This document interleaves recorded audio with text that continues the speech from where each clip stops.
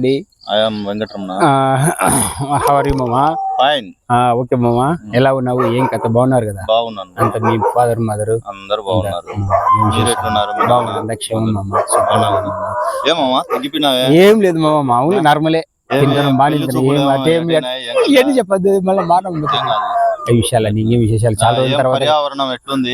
పర్యావరణం బాగానే ఉంది మామ, క్లైమేట్ బాగానే ఉంది, వాతావరణం బాగుంది. 2 రోజుల నుంచి బాగా వర్షాలు పడతా ఉన్నాయి, అధిక మోస్తాదులు బాగానే పడుతున్నాయి.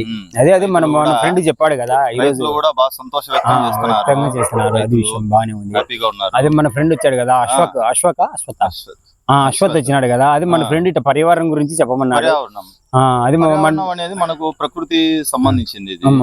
చెట్లు మొక్కలు వ్యవసాయము అంతా కూడా చుట్టుపక్కల అంతా కూడా మనకు వ్యవసాయం అనేది బాగా అభివృద్ధి. అదే మన చుట్టూ ఉన్న వాతావరణాన్ని పర్యావరణం అంటారు.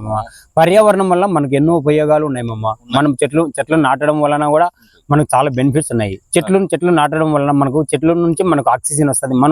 మనం వదిలిన కార్బన్ డైఆక్సైడ్ ను చెట్లు తీసుకుంటాయి చెట్లను పెంచడం వలన ఎన్నో ఆరోగ్యం కూడా మెరుగుపడుతూ ఉంటుంది, బాగానే ఉంటుంది. వాతావరణం కూడా కాలుష్యం కాకుండా మనకు పరిరక్షిస్తుంది. అమ్మమ్మ ఇప్పుడు ప్లాస్టిక్ అనేది కూడా మనం వినియోగించుకోకూడదు. అవును మామ, ఎందుకంటే ప్లాస్టిక్ వల్ల కూడా వ్యవసాయం అనేది కూడా దెబ్బతింటాం. అవును మామ, ఏమి ప్లాస్టిక్ వినియోగం వల్ల కూడా చాలా మందికి కూడా అవును మామ క్యాన్సర్లు ఇలాంటి వ్యాధులు అనేవి కూడా ప్రాణాంతకమైన వ్యాధులు అనేవి కూడా వస్తా ఉన్నాయి. ప్లాస్టిక్ ను ఎంత వరకు మనం నిషేధించాలి. అవును మామ, ఒకవేళ ప్రభుత్వము నిషేధించలేకపోయినా మనం ఏమి మానవాళిగా మనము మన ఆరోగ్య నిమిత్తము మన ఆరోగ్యము బాగుండడానికి ప్లాస్టిక్ అనేది వాడుకోకుండా ప్రజలకు అవగాహన కల్పించాలి. ఇప్పుడు ఎక్కడ మన హోటల్ కాజీపేటలోనే ఉన్నారు మామ, ఏ హోటల్ పోయినా దోశ తీసుకో, ఇడ్లీ తీసుకో, పూరి తిను, ఏదైనా తిను, ఏమి ప్లాస్టిక్ ప్లేట్లలో ప్లాస్టిక్ వేస్తున్నారు. దాంట్లోనే తింటున్నాం గానీ కనీసం ఇంతమంది ప్రజానికం ఉన్నారు, అరే ప్లాస్టిక్ వల్ల చాలా అనారోగ్య సమస్యలు వస్తాయి అని ఒకరు కూడా అనుకోవడం లేదు. అదంతే మామ, ఏం చేస్తావు? గవర్నమెంట్ హోటల్ పోతావు, ఏమి హోటల్ పోయినప్పుడు ఏదన్నా దోశనో ఇడ్లీనో అంటే నువ్వు తినేది ఒకటో రెండో తింటావు. ఎందుకంటే గత సంవత్సరాలు చూస్తున్నాం కదా ఎంత ఖర్చు చేస్తున్నావా, మన పెద్దగా ఉండే వాళ్ళం కూడా కాదు మామ. అదే వాతావరణం గురించి మన ఫ్రెండ్ చెప్పమన్నాడు. వాతావరణం వల్ల మన చుట్టూ ఉన్న వాతావరణాన్ని పర్యావరణం అంటారు. పర్యావరణం వల్ల ఎన్నో ఉపయోగాలు ఉన్నాయి మనమా. పర్యావరణం వల్ల డిఫరెంట్ టైప్స్ ఉన్నాయి పర్యావరణం వల్ల.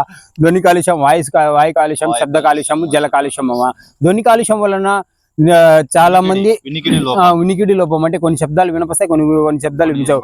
ఉదాహరణకు 2 వీలర్ బైక్ తీసుకునే అనుకో, 2 వీలర్ బైక్ సర్టన్ పీరియడ్ అనేది ఉంటుంది దాని మినిమం. ఆ పీరియడ్ అయిపోయిన తర్వాత బైక్ అనేది కొంచెం నాశనం కావచ్చు. ఎందుకంటే కనుక దాని బోరుకు రావడం వలన దాని వల్ల కూడా కొంచెం కాలుష్యం అనేది ఏర్పడుతుంది.